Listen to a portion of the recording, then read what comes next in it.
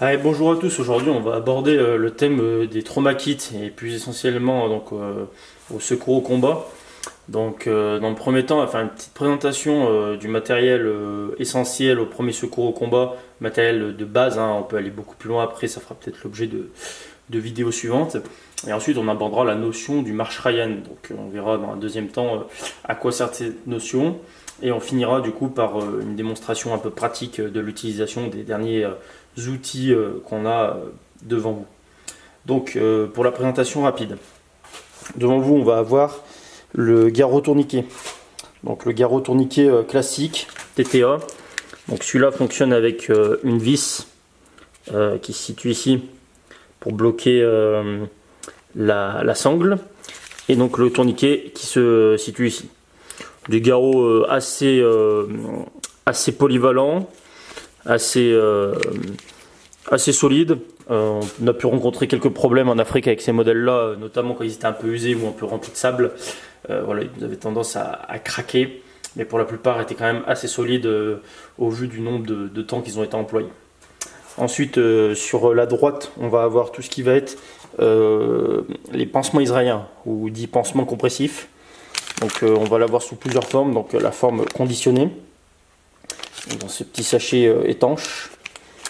La forme qu'on retrouve une fois qu'on ouvre le petit sachet en plastique, on a un deuxième petit sachet en plastique. Voilà. Et la forme qu'on a, l'aspect qu'on a une fois qu'il est ouvert et avant utilisation. Et sur la gauche, dans le petit sachet vert, on va retrouver le Quick Lot. Donc le Quick Lot, c'est pas quelque chose qui est vraiment connu en France, mais en gros, c'est de la fibre pansement avec de la poudre hémostatique dedans, et qui va permettre de faire cauteriser les plaies quand c'est des plaies uniquement sur les membres inférieurs ou en haut. Voilà, donc jambes, bras. On en verra plus tard l'utilisation du Quick Lot. Alors, pourquoi faire une petite vidéo sur les trauma kits? Là, je vous présente 3 systèmes de sauvetage. Ce ne sont pas des systèmes qui vont permettre de soigner, ce sont bien des systèmes de sauvetage qui vont permettre de garder une victime le plus longtemps en vie avant l'arrivée des secours et qui puisse être évacué vers un hôpital et enfin pris en charge par des chirurgiens. Donc, ces 3 petits modules sont les modules qui vous permettront d'amener une victime par balle à survivre un certain temps, plusieurs minutes, voire plusieurs heures, avant d'être pouvoir pris en charge par des systèmes sanitaires qui pourront la sauver. Voilà. Et donc, au vu de ce qui a pu se passer dans notre pays ces dernières années, par exemple le 13 novembre au Bataclan, etc., si la plupart des personnes avaient eu ça dans leur poche, ils auraient pu sauver la vie de certaines personnes qui ont été touchées essentiellement à des membres, donc bras-jambes par exemple, ou par exemple des éviscérations, enfin des choses comme ça qui auraient pu être évitées. Vous voyez, si je prends les 3 objets en l'occurrence et que je les superpose dans ma main, voilà, on arrive quand même sur quelque chose qui est assez compact et qui peut très bien se mettre dans un sac à dos, dans plusieurs poches de veste. Enfin voilà, c'est quand même pas quelque chose qui est lourd, pas quelque chose qui est encombrant et qui permet de sauver des vies. Donc là on a pris la menace terroriste par exemple, mais on peut avoir la menace routière. Vous pouvez être piéton en ville, vous promener, une personne se fait percuter par une voiture, un camion, etc. Elle a une hémorragie importante, et ben vous avez de quoi secourir cette personne. Donc voilà pourquoi chaque citoyen devra avoir cette panoplie de 3 objets: garrot, pansement compressif, Quick Lot avec lui.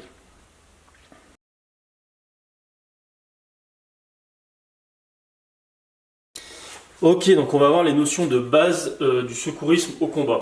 Donc là, ça va être la notion marche. Donc, avant la notion marche, il va bien sûr avoir une notion, si on est au combat ou dans une situation dégradée, de protection, protéger la victime, la mettre dans un endroit où il sera possible de lui prodiguer des premiers gestes de secours. Donc ces notions s'appellent safe. Safe pour mettre la personne à l'abri. Si le combat est trop intense ou la situation trop dégradée, il va falloir que la personne elle-même, si elle a sur elle un garrot, uniquement le garrot au combat, puisse s'administrer elle-même son garrot et limiter le saignement de sa plaie.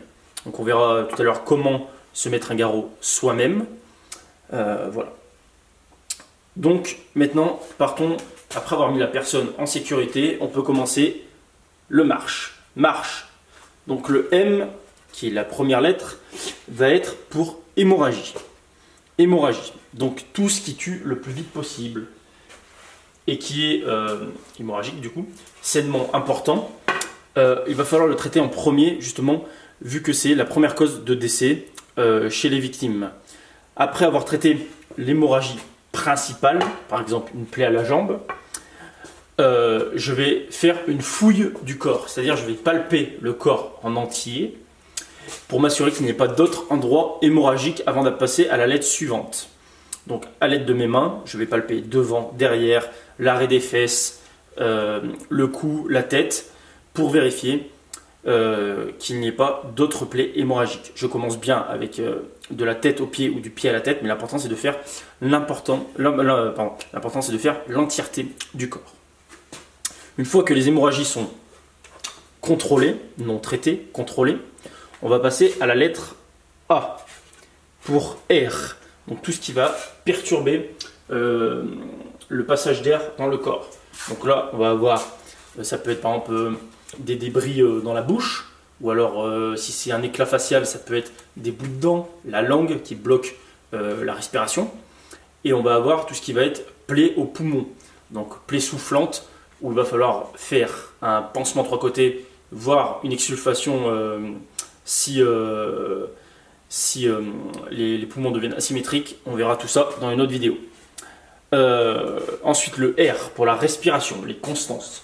Donc le rythme cardiaque, voir si la victime a un rythme cardiaque stable, s'il y a un rythme cardiaque qui s'emballe, s'il y a un rythme cardiaque qui diminue fortement. Ça c'est des constantes. Donc elles arrivent en troisième sur la liste, mais il va falloir les reprendre toutes les 10 à 15 minutes pour voir le changement et l'évolution qui peuvent nous indiquer si la victime est en train de perdre connaissance, si la victime est en train de stresser, si la victime va un peu mieux. Voilà. Donc les respirations, constance respiratoire, donc tout ce qui va être au niveau des poumons et au niveau du rythme cardiaque. Voilà. Ensuite le C pour le choc ou ça peut être donc un choc peut être lié par exemple à une explosion, quelqu'un qui se fait éjecter d'un véhicule. Donc là on va vérifier le saignement dans les oreilles, la dilatation des pupilles. Est-ce qu'il faut mettre un collier cervical, est-ce qu'il faut mettre une ceinture pelvienne. Voilà, toutes les choses qui peuvent être liées à un choc et qui vont pouvoir avec le temps tuer la personne. Par exemple, si une personne a été éjectée d'un véhicule, si on ne lui met pas de ceinture pelvienne, il peut arriver que le sang ne sorte pas du corps et s'accumule dans le bassin, donc on ne voit pas le saignement, on pense que la personne ne fait pas d'hémorragie et la personne décède. Pour éviter que le sang s'accumule dans le bassin, il faut mettre une ceinture pelvienne. Mais ça on y reviendra beaucoup plus tard, là on rentre un peu trop dans les détails. Ensuite, le H pour aide, donc toutes les blessures à la tête, et tout ce qui va être hypothermie. L'hypothermie est classée en 5e dans cet ordre-là, mais bien sûr, si nous sommes dans un environnement froid, par exemple, je ne sais pas, dans le cercle arctique où il peut faire moins 30, moins 40, moins 45, l'hypothermie passera juste après l'hémorragie, parce que c'est ce qui va tuer le plus vite un blessé. Déjà, dans un pays chaud ou un pays tempéré, un blessé peut perdre très vite de la chaleur, alors quand il fait extrêmement froid, c'est encore pire. Et enfin, pour finir, le E pour évacuation, préparer l'évacuation.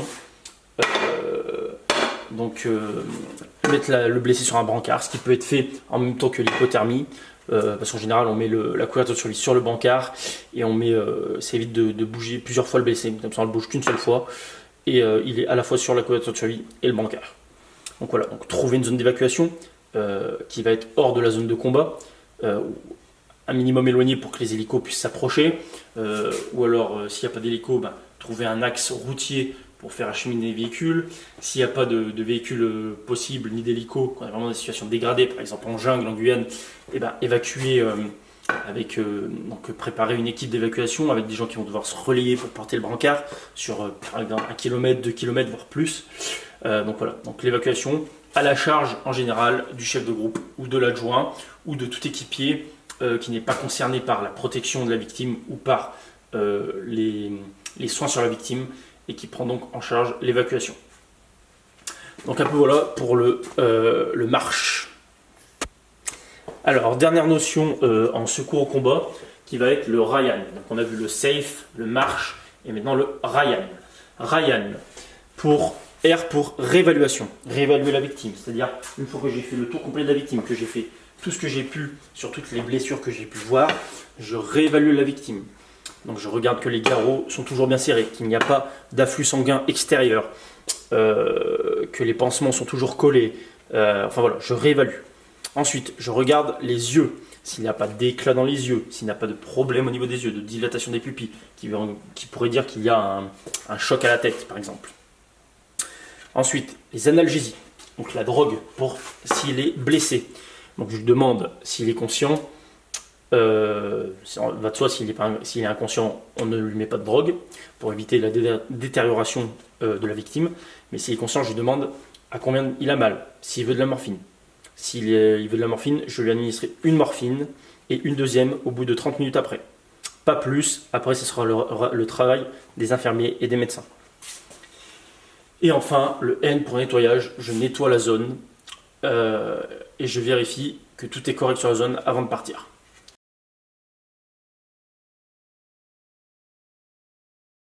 Ok, alors maintenant qu'on a vu les matériels essentiels à avoir pour on va dire, la survie d'un blessé par balle, les 3 matériels essentiels qui sont le garrot, le pansement compressif et le quick-lot, on va un peu discuter de leur utilisation et de comment on les applique sur une personne. Alors bien sûr, ça sera ça sera très furtif. Si vous voulez vraiment savoir utiliser ça, il faudra, outre une vidéo, peut-être aller voir des personnes qui sont spécialisées dans ça. Voilà, il y a plein de personnes en France qui font des très bons stages pour tout ce qui est secours au combat. Donc, on va commencer par le garrot tourniquet. Donc, garrot tourniquet, il en existe plusieurs sortes. Ici, comme j'ai dit, c'est un système à pince à vis. Il existe des garrots scratch qui sont en nouvelle dotation de l'armée française, par exemple. Et il existe aussi, par exemple, les garrots à cliquer ou les garrots pneumatiques. Donc voilà. Mais là, on va rester sur le tourniquet classique. Donc, déjà, avant de le ranger sur soi, on va le conditionner. Ce que ça veut dire, le conditionner, ça va être le mettre de manière à ce que si je dois l'utiliser directement sur une victime, il soit déjà en mesure d'être utilisé sans que j'ai besoin d'appliquer quelque chose dessus. Donc toujours on le range avec grosseur du membre le plus gros. C'est-à-dire que là par exemple, sur moi ça va être les jambes, et ben c'est souvent les jambes d'ailleurs, je vais mettre la largeur de la sangle au membre le plus gros. Pour faire en sorte que si je dois l'appliquer sur une jambe, et ben il soit déjà à la bonne taille et que je ne galère pas à le régler. Ok. Ensuite, on va desserrer la vis au maximum. Voilà, comme vous pouvez voir. Pas trop non plus pour éviter de la perdre si jamais on se met à courir, qu'il y a des secousses voilà, dans un véhicule, etc. Mais un minimum pour que je puisse appuyer sur la petite pince, vous voyez, et pouvoir serrer tranquillement. Je peux serrer aussi comme ça, c'est un peu plus dur, mais si je ne veux pas me faire chier, je peux appuyer sur la pince, serrer mon garrot. Voilà. Ensuite, une fois que c'est fait, ranger. Voilà, en général, on le conditionne comme ceci. On met les sangles derrière. On replie un peu les sangles. Je vous le fais assez vite. Tac, tac, et tac. Voilà, bon, je l'ai un peu rangé comme de la merde, mais vous avez compris le principe. Voilà un garrot, on va dire, entre guillemets, conditionné. Ok. Admettons que j'ai besoin d'utiliser maintenant. J'ai une victime, on va dire, plaie par balle au niveau de la jambe. Donc je vais vous montrer maintenant comment le mettre sur une victime. Donc la victime est au sol, blessée à la jambe. Il va y avoir, si je me mets mon garrot, je vais faire en sorte que la sangle pour tirer soit à l'intérieur de la jambe. Ce sera beaucoup plus simple pour moi pour venir tirer avec ma main. Si je la mets à l'extérieur, vous voyez que là, c'est un peu plus dur quand même. Ok, donc admettons que je me mette mon garrot. Donc là, ça, en réalité, hein, c'est pas aussi simple. Vous l'avez bien compris. Ok, je viens serrer. Je serre un maximum la sangle. Et là, on revient sur le principe de SVT. Serrer, visser pour bloquer la sangle. Et tourner. Et je tourne. Je tourne. Dès que ça fait mal, je continue à tourner. Je tourne. Je tourne. Je tourne un maximum pour arrêter le saignement. Bon, je peux encore faire des tours, mais c'est pas le but de la vidéo. Hop, voilà. Quand je mets mon carreau sur une plaie, admettons j'ai ma plaie ici, il faut toujours que je laisse 2 doigts entre la plaie et le garrot. Autre chose qui peut être important, si vraiment ça peut être un gros saignement, je peux en prévision d'un deuxième garrot, qui sera encore 2 doigts au-dessus, le mettre un peu plus haut, mon plus haut garrot. Comme ça, si jamais la plaie n'est toujours pas... elle saigne encore, je pourrais mettre un deuxième garrot dans l'autre sens. Voilà.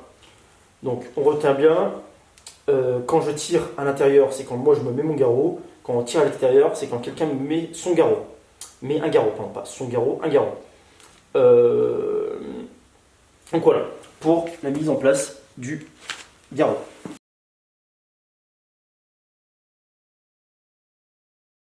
Pour le garrot, on a pu voir l'utilisation, comment le mettre sur une personne. Maintenant, combien emporter de garrots sur soi dans un contexte plus type mission? Donc moi j'avais toujours 3 garrots sur moi, un garrot sur mon gilet, un garrot sur ma ceinture et un garrot en plus dans mon sac. Pourquoi autant de garrots? Déjà parce que si on doit intervenir sur une victime, il peut arriver, comme je vous l'ai dit, qu'on puisse mettre 2 garrots, voire plus. Et deuxièmement parce que un sur mon gilet en première ligne, mais si je viens à me débarrasser de mon gilet et avoir que ma first line, eh ben, j'aurai toujours un garrot disponible sur moi. Donc maintenant qu'on a vu l'utilisation du garrot tourniquet, qui peut sauver un maximum de vies, on va parler du pansement compressif, pansement israélien. Donc le pansement israélien, donc ça se déroule, ils ne sont pas du tout conditionnés comme ça quand vous l'avez dans la boîte, hein, ils sont déjà prêts à l'emploi. Là c'est un que j'ai déjà utilisé pour de l'instruction. Donc voilà, donc vous avez une broche de ce côté-là pour venir faire tenir le pansement, voilà. Une partie à appliquer sur la plaie. Ah bah celui-là, ça se voit qu'il est un peu mort. Et ici, vous avez une partie où on va faire le retour en fait. Quand je vais tourner autour de la plaie, tac, où je vais venir clipper ma sangle dedans et faire le retour. Voilà. Donc je vais vous montrer un peu plus en détail dans quelques instants. Donc voilà, à défaut d'avoir un mannequin, on va utiliser un tuyau PVC pour simuler une jambe. Petit point que je n'ai pas dit sur le garrot. Quand on arrive sur une victime, donc je vais vous le montrer là sur cette fausse jambe. Par exemple, j'arrive sur ma victime qui a une plaie au niveau de la jambe. Le temps que je sorte mon garrot et que je le mette en place, je vais venir compresser avec mon genou, mettre tout mon poids avec mon genou sur la plaie pour justement limiter le saignement, le temps que je puisse faire mes premiers gestes sur la victime. Donc, le pansement compressif maintenant. Le pansement compressif, je peux l'utiliser soit comme un garrot pour limiter un saignement au niveau d'un membre jambe ou bras, soit en plus d'un garrot, si jamais j'ai vraiment de la dotation et que pas trop de victimes, pour vraiment faire quelque chose de propre. Donc le principe reste le même. Si j'utilise comme un garrot, je vais d'abord venir faire une pression avec ma jambe, mettre mon poids sur la plaie. Ensuite, je vais mettre ma main bien à plat derrière. Donc bien sûr, on évite de mettre ses mains là-dessus, hein, pour que ça reste un maximum, avec de la bonne hygiène. Donc main derrière, je viens plaquer, mettre sur la plaie et remplacer petit à petit. Ok. Là, je tiens en même temps la plaie avec ma main et en même temps, je me prépare à mettre en place le pansement compressif. Donc normalement, cette petite pièce n'est pas détachée. C'est un vieux truc d'instruction. Cette petite tèche est ici. Donc Cette petite pièce va me servir à faire un retour. Donc, première phase, je lève un peu la jambe de la victime si j'arrive, ou je passe ma main en dessous, et je récupère mon pansement compressif, tout en maintenant la pression. J'arrive au niveau du retour, tac, donc cette petite pièce, tac, et là, je viens rentrer mon pansement, enfin ma bande élastique dans le retour, ce qui va me permettre de compresser. Et c'est à partir de ce moment-là que le pansement passe de simple pansement à compressif. Je viens compresser un maximum et faire mon retour. Donc la pièce n'est pas censée partir quand c'est un vrai en usage. Tac, et une fois que j'ai compressé un maximum, je viens tourner en étalant un maximum, en faisant quelque chose de propre. Je peux continuer à appuyer sur la plaie, ça ne fera pas de mal. Et je viens mettre ma petite mâchoire à l'abri sous le pansement. Je tourne, je fais les deux côtés, tac, et je finis par un point central où je peux remettre un petit coup de serrage, ça fait jamais de mal. Une fois que j'arrive au niveau de la broche, je n'ai plus qu'à brocher au moins une extrémité, voire deux, de mon bandage. Voilà le résultat final.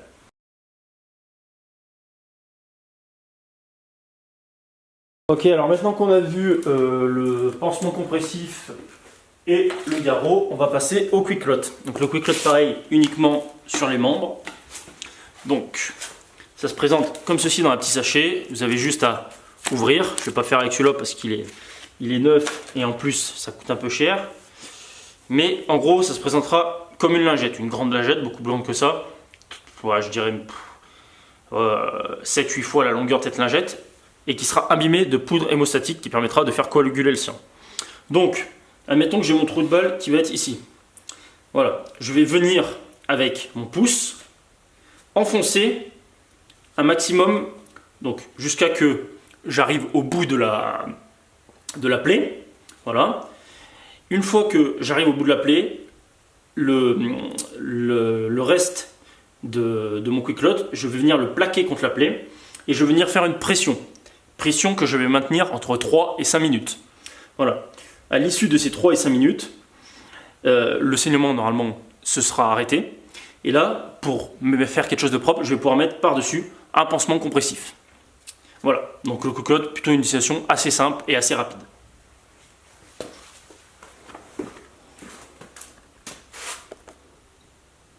J'espère que cette petite vidéo vous aura plu.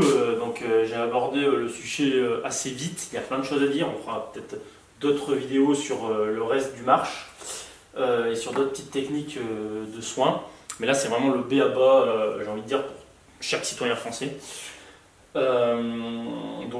N'hésitez pas à m'envoyer des commentaires s'il y a des choses que vous n'avez pas compris, ou si vous faites autrement, ou si j'ai mal expliqué des choses, ou si j'ai dit des choses fausses, ce qui peut arriver. Parce que les choses changent d'année en année avec les rétex. Donc voilà, j'espère que cette vidéo vous a plu. Allez, ciao!